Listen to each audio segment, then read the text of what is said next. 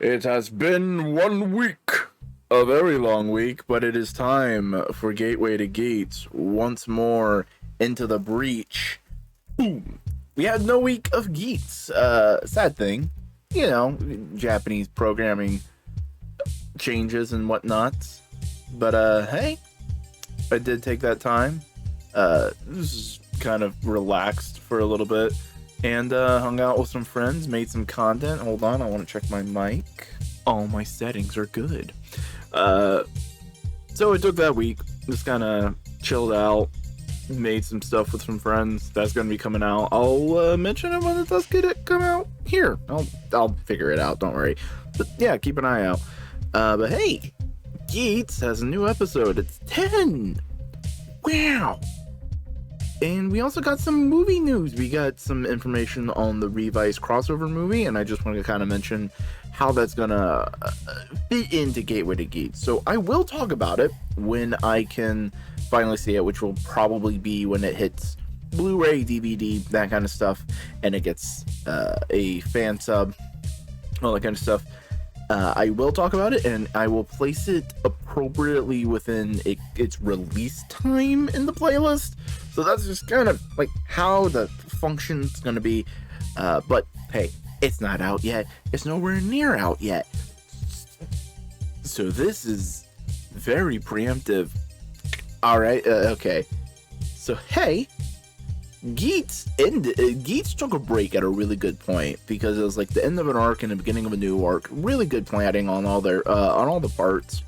So we're coming back. Great place for coming back too, because hey, we see Ace's wish. We see his desire, and his desire was for the staff to be his family. And it's like, oh, that's weird. And then you realize why he wanted to do that, because now he can just grill them all the time. Hey, why do you do that? Hey, how do you pick people to play the game? Why do you do this? Huh? He is poking and prodding. This man has been trying to set up everything just to figure things out. Because someone also showed, like someone translated his other wishes, and one of them was, I want to play the DGP every single round. I want to keep playing it forever. And it's just like, oh, this man knows. This man found the infinite wish loophole. But hey, the information's also interesting because it's just like, hey, we picked the people who need to play the game for the round. And hey, we get to see some new players, and we do get to see Buffa be reintroduced to the game. It's a funny bit, because at first Buffa's just like, oh shit, you're Ace, you're fucking famous, gotta get it. And he's like, oh, do you want an autograph? Yeah, sure. And then Buffa touches the Desire Driver, and he's like, what the fuck are you doing, Geats? Fuck you, Geats. And Geats is just writing on his, like, doing the autograph on his shirts, and Buffa's like, what the fuck, asshole? You wanted it. Fucking shit. Right. But I didn't remember you. Fuck you. And it's just funny. This is a good comedy bit. I like the comedy in Geats a lot more than I have in previous Kamen Rider seasons, mainly because it doesn't feel so over the top. It feels very, I wouldn't say grounded, but it's not wow in your face. It's subtle. It's subtler, you know? And speaking of subtle, we also see some interesting, like, character changes, considering like how we saw Buffa before being brought back into the memory stuff. And then we also see Geats basically just hanging out with the woman in black and white, and we run into Neon, and Neon seems different to me. Like, she's out shopping, she's not running away, she's with her bodyguards, and we'll get more into Neon later. But overall, she seems happy. And Geats says it's probably better to forget, because like the world isn't a happy place. Like, it's better to be ignorant and just like live than it is to like know the truth of a possibility and have to live with that, you know? It's like, Well, it's an interesting thought. I disagree, Geats, mainly because you keep going on like, if you want to change the world, you got to fight for it. And it's like, yeah, it's better to forget. I think it's, I think it's the idea of like you have to really fight. The ultimately, if you want to change the world, you have to fight for it. But ultimately, fighting is inherently hellish process. I think that's kind of what he's going for. And if that's ultimately what it is, yeah, good, like good thematic line, you know, and especially considering that, like, what we see with Kwa next is that Kwa is doing the lottery because he hasn't gotten the job yet, and his sister points out, like, normally you'd put money into the charity, and it's like, both Neon and Kwa are like not acting how they normally would. They are, it almost feels like their desires are kind of like dulled, you know? It's like, you know? And it feels like if you lose the GGP, you kind of lose your desire, and that might be interesting. I mean, Buffalo was just chill before he got his memory back. So I don't know if he informs that much, but just working with Neon and Kwa, it definitely kind of has a vibe of like, if you lose into DGP, your desire just kind of like, I wouldn't say desire you write down kind of gets nullified, just more of like your general drive to accomplish what you desire kind of gets neutered. But then we are at the little balcony thing where we just see all the brand new contestants, and just a bunch of fun guys, some fun new characters, and we see Geats, we see Buffa. They do their little tete-a-tete, and the game master is watching as basically saying like, "Hey, new Punk Jack, I need you to win," or he's relying on him for some reason. And I think it's kind of like also just. It continues the Kwa as a good influence theory of like, why did they choose Kwa? What was he doing here? Why did he keep getting boost? All these different things. And it's like a partial theory, I think, I wouldn't say got formed around here, but like I definitely agree with it, is that Kwa was there to basically be a good influence on Geats and Buffa, who are the big heavies that need to be good heroes to fight and defeat the ultimate villain. And I think Punk Jack is kind of falling into like a little bit of this. Is like, maybe Game Master wants Punk Jack to win this round to kind of teach Geats a lesson of like, hey, don't get too fucking cocky, bitch. Or maybe there's something else entirely involving Punk Jack that just, you know, we don't know yet. But ultimately, Punk Jack does try to hit the woman in black and white. I need to actually learn her name. I keep saying that. Hey, my brain, that's her name now. It's the woman in black and white. That's her name now. Basically hits on, Punk Jack hits on her. And hey, for all Geats is doing, Ace does try to act like a bro and bring real brother and go like, hey, what the fuck are you doing to my sister? This is kind of creepy. Stop it. And then we head to the game. I thought it was a cute scene, but we head to the game, and basically each team, the writers are put into teams, and each team is put to guard a flag. If they get the flag, the bad guys get stronger, so they have to work and fight together. Geats and Punk Jack get teamed up, and it's a wacky comedy of errors. How are they gonna work together?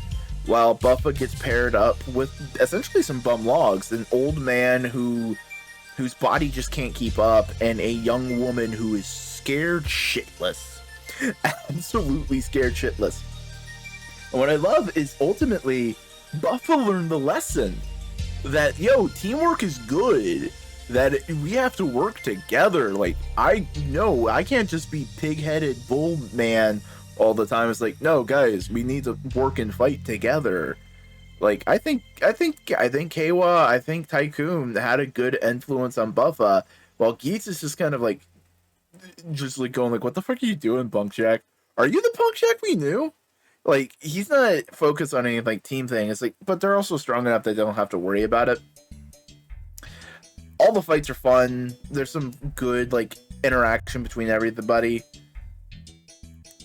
And when they get back to the lounge, the idea that Punk Jack was the same Punk Jack are kind of like dampened. They're not gone. Punk Jack is still being suspicious, but Geats and Buffa are both like, all right, we'll see how this plays out, you know? And even before all the flag stuff happened, where like they would get stronger, it just seems like the bad guys are stronger in general, and everyone's going like, Jesus Christ, what's going on here? The veterans are, and like the newbies are like going like, what the fuck? This is fucking hard. But hey, it gets tough enough that the game master goes like, hey, we just need to recruit more people. So we cut back to Neon at her parents' house, well, her house too, and her mom goes like, hey, you have an arranged marriage. You open up the picture and it's like a dude in his late 30s, and it's like, oh, gross. And she's like, okay. And then her father walks out and is like, are you sure about that? Because that doesn't sound like you. And then the woman in black and white follows behind him with her desired driver and a power-up. And, oh, she's recruited. That's cool. Okay, so that's something they're setting up of, like, they can go and recruit more people if they need it for a round. So we're not just stuck with the people we have, so we can get more. So that's good. And then the fight ramps back up. Buffa is ultimately struggling with the two people that he's teamed up with. He's trying to get them to fight, but they're just like, no, dude, we can't do this. And in fact, the girl full on starts to run away, and then all the fucking bad guys just fucking stomp her shit in. Like, legit. She is on the ground, and they're all just kicking at her, and it's like, Jesus Christ. It was a little funny. But she gets bodied to the point, she's gone. She's just out of the game. And meanwhile, Geats and Punk Jack are fighting, and Punk Jack goes like, hey, I need to poop. And Geats is like, what the fuck? What do you mean you need to poop? I gotta poop. So he goes and poops. But really, Punk Jack was just trying to get Geats eliminated. He was trying to get out of the situation and put Geats in a dangerous spot.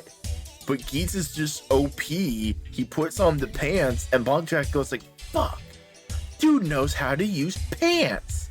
Son of a bitch, he's strong. We cut back to Buffa. Buffa's on his last legs. He's going like, fucking shit. This sucks. And, hey, would you look at that? It's our favorite golden cat girl. Nago shows up, Neon shows up with a brand new toy. I mean, a brand new power-up to help save the day. Wahoo. It's fun. It's music themed. She's a performer. And with Punk Jack and Monster, because I think that's supposed to be like the ultimate form, and Nago and the Beat being like her ultimate form, I wouldn't say the ultimate forms are like yokai like concept is out of the water, because there has been traditions of Nekomata playing shamisen in a variety of artwork, so that may be what they're trying to go for. Ooh. I still think overall the yokai are like a semi-overarching theme, with not theme as in like what does it mean theme, but more as like a visual link connecting things kind of theme. But hey, you know, what do I know? It's probably not really even a thing. But Nago shows up. She does a bunch of fun, cool fights. It's a really fun, engaging visual thing. And afterward, Geats and Nago have a conversation. And Neon basically says like, hey, you know what, I still want true love, I still want to fight for that. And she goes like, so what are you fighting for, Geats? Like, what are you actually here for? And Geats finally reveals this to someone else, because we know it because of audience flashback stuff. But Geats finally goes like, yeah, no, I'm searching for my mom. I don't, and like, that's the only thing I'm gonna tell you. And it's just like, oh man, Geats is opening up. That's nice. And meanwhile, the Game Master and Punk Jack basically conspire to beat Geats in some way, fashion, or form. Like, Geats can't win this round. Oh, I wonder what this means. And overall, this was just a good, meaty episode of Geats. Great, brand new start for this round, brand new start for this arc. It's some cool characters. The old guy is interesting. I don't think he's going to be like a major, long-standing player this round, but he's an interesting character to get to know. You know, his desire is very reasonable but selfish, and it's interesting, all that kind of stuff. And the returning characters who aren't in the game yet, we get to see them. We get to see Keiwa kind of at a low point, it feels like. Not because, like, yeah, he got beat and he was injured, but that's not a low point. He was just beat and injured. This feels like a low point for him, and I would love to see him get back up, you know? And desire is brought up again and again throughout this whole episode. Sorry. Excuse me. And I definitely think there's an element of like losing desire when you lose the game. Like, you gotta keep wanting to fight for what you want in order to like accomplish it. And if you lose that fight, ultimately you kind of lose your way. I don't know if I'm just reading too much into these scenes, but like the fact that the sister was surprised at Keiwa like not donating money, and Neon was kind of like, I wouldn't say accepting of the marriage proposal, but not immediately like, fuck you, mom, fuck you. You know, she was like, oh, okay. Makes me think there's just like a little bit of something up with that. And hey, and also the fact that Geats is also like searching into the GGP, just trying to figure out that, and like, how does that line up with his mother? How does that line up with his ultimate goals? What are his ultimate goals? And really bringing that to the forefront. It's just a good, great introduction to the new arc. And hey, that's all you can ask for a beginning of a new arc. And hey, you know what this, you know what we could also ask for? Fucking liking, commenting, and subscribing to this video. Because fuck yeah. Videos. I make them. You watch them. And hey, till next time, open the gateway to your Geats.